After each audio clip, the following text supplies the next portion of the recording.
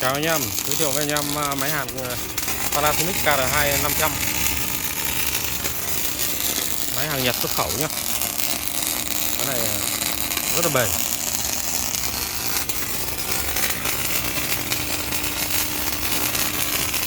Cái này bền vô địch luôn.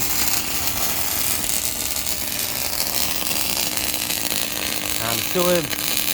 Chạy điện 3 pha 380V zin luôn.